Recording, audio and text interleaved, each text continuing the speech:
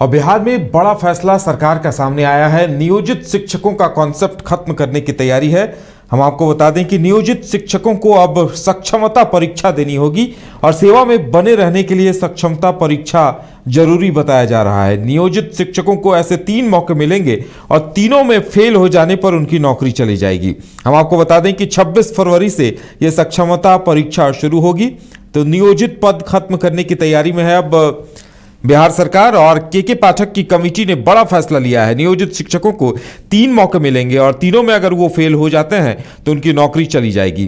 तो नियोजित शिक्षकों को लेकर सरकार का बड़ा फैसला, उन्हें सक्षमता परीक्षा देने का मौका दिया जाएगा। अगर वो परीक्षा में पास करते हैं तो वो सीधे नियोजित शिक्षक हो जाए, सीधे वो शिक्षक नियुक्त हो जाएंगे और ऐसा नहीं होता है तो फिर उन्हें फेल माना जाएगा। और ज्यादा जानकारी के लिए इस वक्त हमारे साथ हमारे बिहार संपादक एस के राजीव जुड़े हुए हैं। राजीव जी, जिस तरह से ये बड़ी खबर आई है, कहा जा सकता है कि काफी नियोजित शिक्षक जो लाखों की संख्या में हैं, उनके लिए बहुत बड़ा फैसला है ये।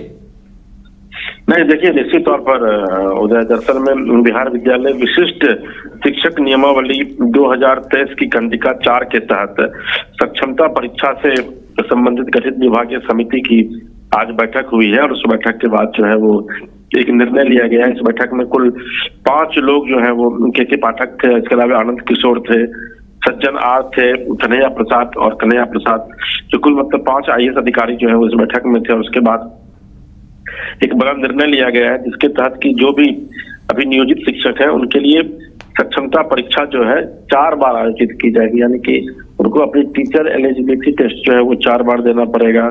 और इसमें से 3 चरणों की परीक्षा में जो नहीं बैठते हैं या 3 चरणों से कम में बैठते हैं या 3 चरणों की परीक्षा में बैठने के बाद उत्तीर्ण नहीं होते हैं तो उन सभी स्थानीय निकाय शिक्षकों की सेवा जो है वो समाप्त कर दी जाएगी। और इस पर समिति अभी फिलहाल इस अनुशंसा को सरकार को सौंपी है और सरकार से जो है सो निर्णय की अपेक्षा की जा रही है। कभी ये एग्जीक्यूट नहीं किया गया, अभी लागू नहीं किया गया, बल्कि इसकी अनुशंसा जो है वो की गई है।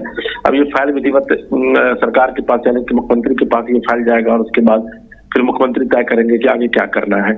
लेकिन जो एक समिति बनाई गई थी उस समिति की तरफ से विधिवत अनुशंसा जो है वो कर दी गई है। बिल्कुल, लेकिन इसे काफी अहम अनुशंसा माना जा रहा है क्योंकि ये जहां कुछ लोगों के लिए अच्छी हो सकती है जो परीक्षा पास कर जाए, लेकिन वही कुछ लोगों को ये बेरोजगार भी बना देगी।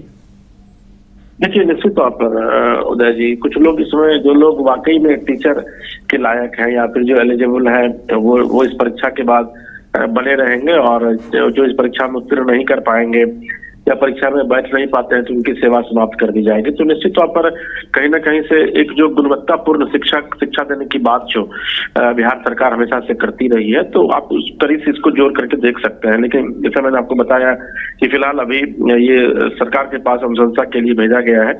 अभी ये फाइनली जो है वो एग्जीक्यूशन इसका अभी सरकार से अनुमोदन होने के बाद ही होगा। चलिए राजीव जी, हमारे साथ जुड़ने के लिए, तमाम जानकारी देने के लिए आपका बहुत बहुत धन्यवाद।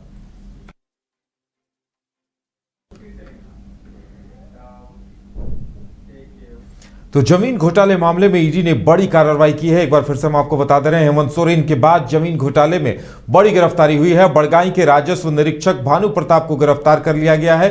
पीएमएलए की धारा 19 के तहत भानु प्रताप की गिरफ्तारी हुई है। भानु प्रताप के रिमांड पर अब 5 फरवरी को सुनवाई होनी है। हम आपको बता दें कि भानु प्रताप ही इस पूरे मामले के किंग पिन माने जाते रहे हैं और अब हेमंत सोरेन से 1 दिन की पूछताछ के बाद भानु प्रताप को भी गिरफ्तार कर लिया गया है। जाहिर तौर पर यह काफी बड़ी खबर है और अब कयास इस बात को लेकर लगाए जा रहे हैं कि भानु प्रताप से जब पूछताछ होगी तब और कई अहम खुलासे होंगे, क्योंकि बताया जा रहा है कि भानु प्रताप ने ही हेमंत सोरेन के नाम पर 8.5 एकड़ जमीन की बंदोबस्ती करवाई थी और इसमें सीधे सीधे भानु प्रताप की संलिप्तता बताई जा रही है, जिसके बाद अब ईडी ने गिरफ्तार कर लिया है और अब भानु प्रताप से जब सुनवाई होगी तो और भी कई अहम खुलासे होने की उम्मीद जताई जा रही है।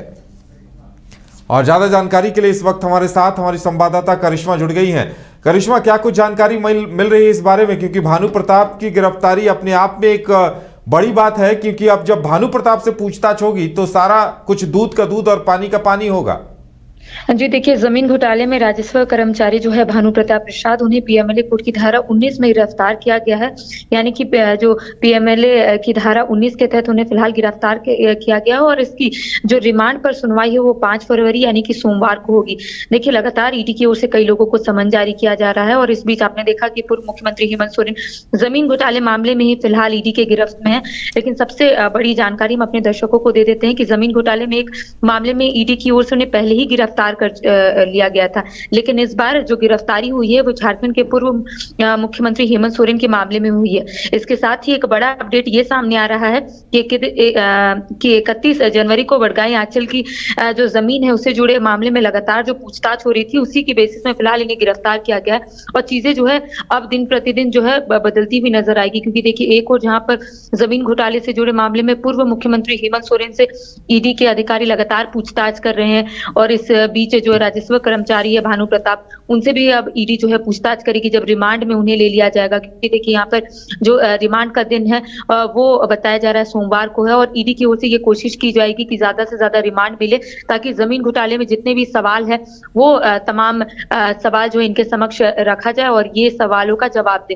देखिए, एक और जहां पूर्व मुख्यमंत्री हेमंत सोरेन से पूछताछ ऑलरेडी चल रही है और ऐसे में अब भानु प्रताप प्रसाद से जो पूछताछ है वो होनी है। अब देखने वाली बात होगी कि आखिर ईडी की ओर से कितने दिनों का यहाँ पर रिमांड मांगा जाता है सोमवार को और कोर्ट की ओर से कितने दिनों का रिमांड जो है वो यहाँ पर मिलता है। जी चलिए करिश्मा, हमारे साथ जुड़ने के लिए और तमाम जानकारी देने के लिए आपका बहुत बहुत धन्यवाद। तो अपने आप में ये बड़ी बात है कि अब बड़गाई के राजस्व निरीक्षक भानु प्रताप को गिरफ्तार कर लिया गया और अब जब रिमांड में लेकर ईडी पूछताछ करेगी तो और भी बहुत सारे रहस्य के पर्दे खुलेंगे।